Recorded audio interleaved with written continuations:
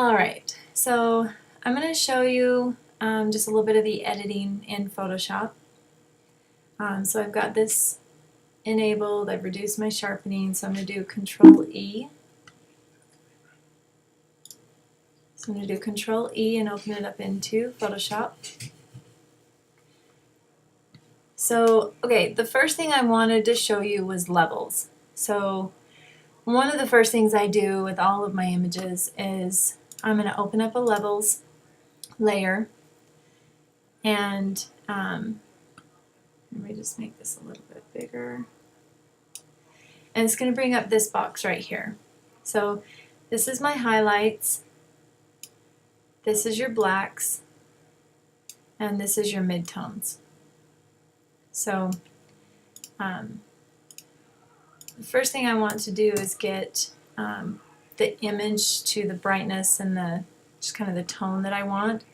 So I always hold down my Alt or Option key, and then I drag the highlight slider to the left. And as soon as any spot on the image goes white, that's going to tell me which spot on the image is the brightest. So after I figure that out, then I just go ahead and I drag it back, let go of the Alt key, and I'm just going to zoom in, and this area up here was the lightest. So if I do it again, just kind of show me, so it's the inner petals on the flower. So this right here is your blacks dropper. This is your gray point or white balance dropper, and then this is your highlight. So I'm going to click on the highlight, and then I'm going to come in and click right here because that was where it seemed to be the brightest. And I'm going to zoom out, and then I'm just going to look at the image before and after, and it looks like it's pulled it a little bit pink.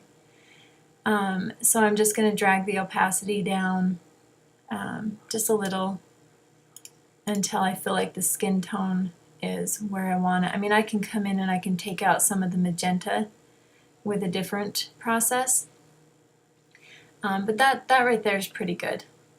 And I think the midtones are pretty good in this image. I mean, it's a high contrast, the image, so I'm just going to kind of leave it that way. I flatten my images when I'm done. I shouldn't, but it makes it so that these other processes that I do go easier.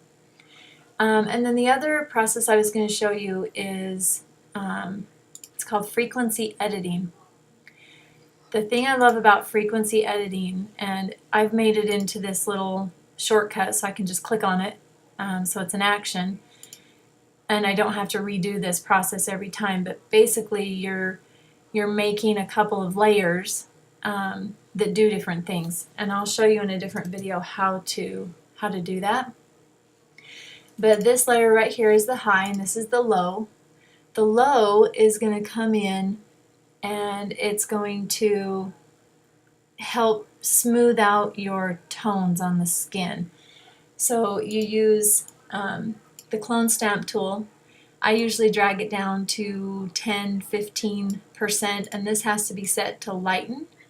And you want to make sure that your brush is a really soft brush, so you don't want it very hard. But what you're going to do is you're going to hold the Alt key down, click on the skin tones out here that's lighter because you want to make this lighter. So you click in this area and then just paint over the darker areas of skin.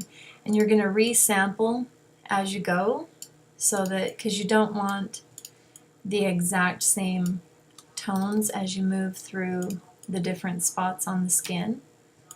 And it doesn't really look like it's doing a lot, but it is. See how it's changing the tones? And for areas like this, you can bring it up a little if you want it to just be a little bit more drastic. But one thing to keep in mind is this process right here, you want to pull from the lighter areas into the darker areas. It doesn't work as well pulling the dark into the light. So It's mostly for bringing up those darker tones. So I'm going to go through here, get this a little lighter. Helps to take away some of the separation under the eye. And then over here I'm going to want to resample so that I'm not pulling from the right side.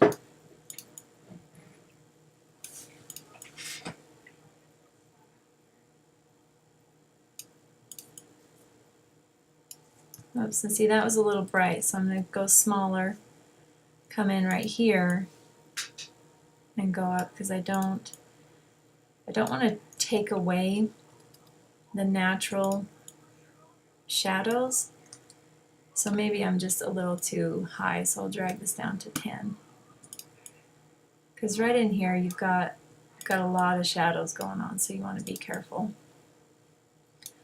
And then just come through here, keep resampling until you get this the way you want it. But then if we look at the before and the after, just in what we've done so far, it's already taken a lot of the shadows away. And the nice thing about frequency editing is it's non-damaging. So this layer is going to be for imperfections in the skin, and you're going to come up here and you're going to click on your healing brush tool, not the spot healing, but the healing brush tool. I usually make this a little smaller, but then what you're going to do is sample. So say I want to sample this area of skin right here and come over and get rid of that. So I'm going to hold my Alt key down and sample, and then go over the area that you want to correct. And you can do Alt Z, or Control Z, sorry, to undo what you just did. So if it's a little harsh, or it's not the look you wanted in undoing or getting rid of the blemish, then you can just do Control Z and undo what you just did. So, I mean, you can go through here and you can adjust the really, really dark spots. And she's got some little white spots here, so you can come through and get rid of the blemishes. And the smaller you keep your brush, the better. There's some areas where you want to go a little bit larger, but for the most part, you're just going to keep it small. Keep resampling so that you're not getting any duplications of what you're covering. So see how she's got the brown? You can come through and you can get rid of that by sampling the lighter area. And then she's got a scar right here she wanted me to remove. So I'm going to go a little larger. She's got darker skin here and lighter here, but she's got the blood vein coming down, so I'm probably going to sample from here. And then come over here and just sample from these areas. So it's just really nice in helping to eliminate any problems on the skin, but at the same time it's non-damaging. So if you notice, the skin texture is still there. Normally when you go through and you do your editing, it messes with your skin texture. It makes it look really blurry. So that's one of the things I love about frequency editing.